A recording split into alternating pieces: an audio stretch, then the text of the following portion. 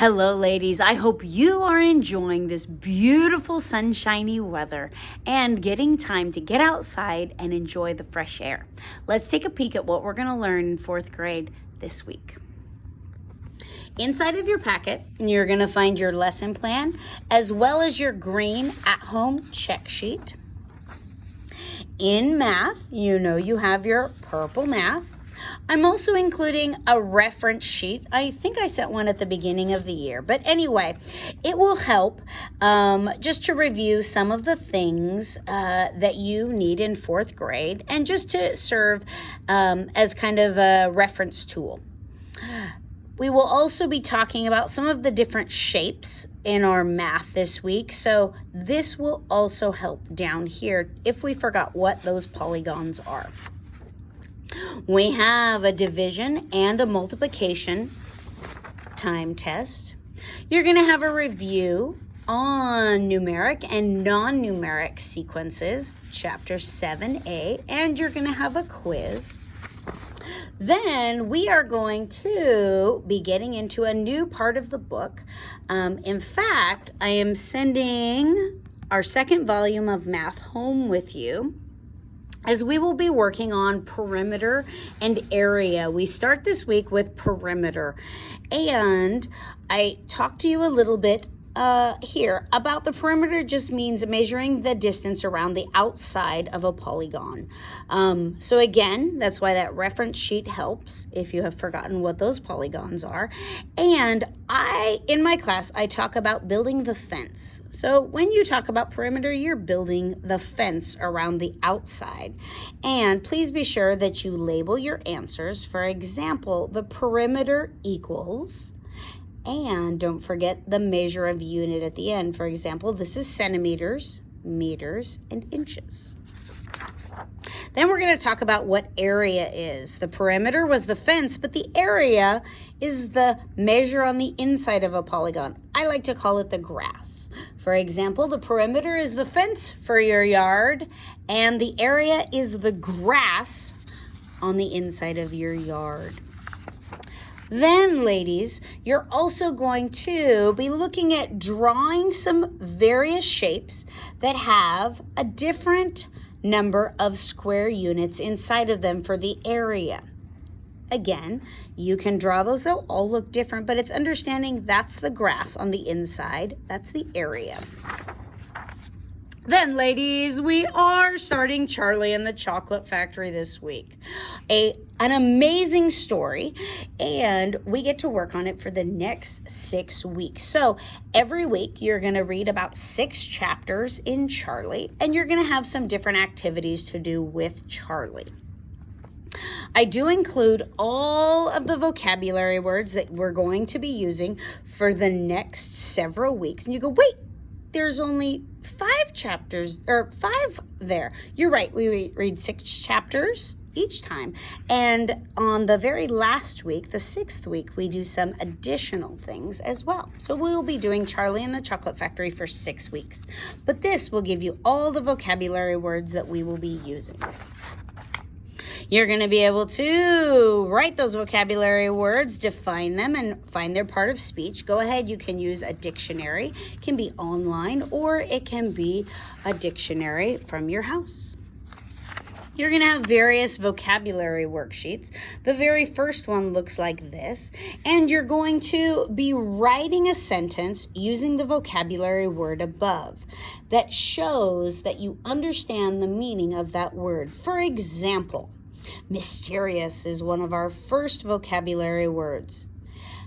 A sentence that would show understanding of mysterious might be, the mysterious man used his binoculars to watch the travelers as they crossed on the boat. A sentence that would not show understanding would be, the mysterious man was tall.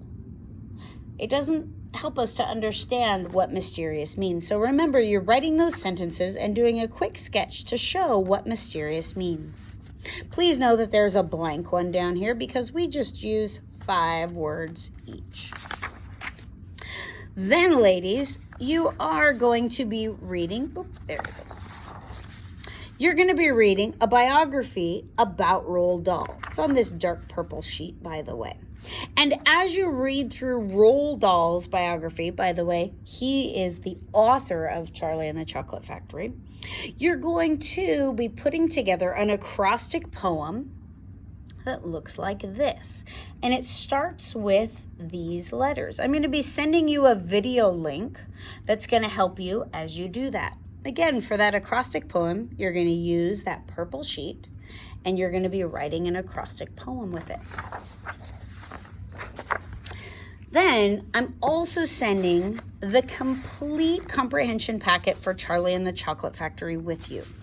You will find on the inside that for each chapter, sometimes chapters are combined, you'll have some questions to answer after you read that chapter.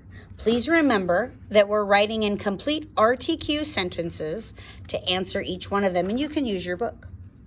You'll also find some pages on the inside that will accommodate or work with that chapter. For example, in chapter 1, after you read it, we're going to talk about the setting, where the story takes place, when it takes place, and we're going to describe the setting about that chapter. So you're going to be reading through a few of these all the way up to chapter 6. Sometimes you will see one, for example, that looks like this, and notice that it comes right after chapter 4. So you'll be using it with chapter 4. We'll talk about the main character, which is Charlie, as well. So you'll be going all the way up through chapter 6 this week. However, this packet is for the entire book. So please don't feel like you have to do the entire packet. It's just working on it a little bit at a time.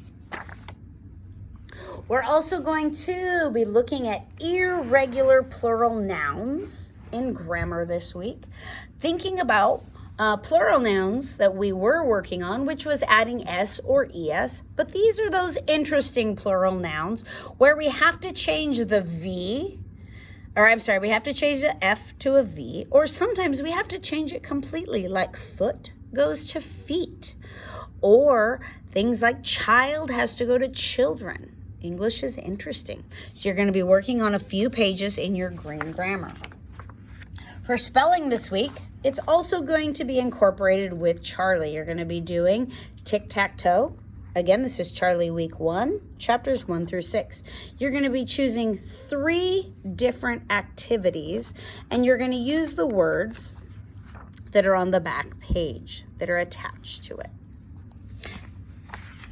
You have your where this week that you're going to be working on with Mark 12:31. And you have your handwriting and border sheet that go along with that. Mrs. Fretz has also included, this is Ella's, but Elizabeth has hers too. She has included some of the things that you will need to draw your state bird. She has her has you on her class dojo page, so make sure that you click up on that. If you have any problems with that, just go ahead and email me and we can work through that. But that art project works in tandem with our state posters that you are working on. She teaches you how to be able to draw that state bird. Then, ladies, you will find a new math book on the inside of your packet. Actually, it might be underneath because I don't think it'll fit. Anyway, so we'll be working on that as well. And please continue to work on your science. You have some pages to read and some workbook pages to finish. You'll be finishing up your state outline this week, but I'm not going to have you turn it in because you are going to need it when you start writing your rough draft. Also, make sure that when you do your spelling test for Charlie, you can find those challenge words on the bottom of that tic-tac-toe page, and then make sure that you make up 2 dictation sentences that go along with those spelling words.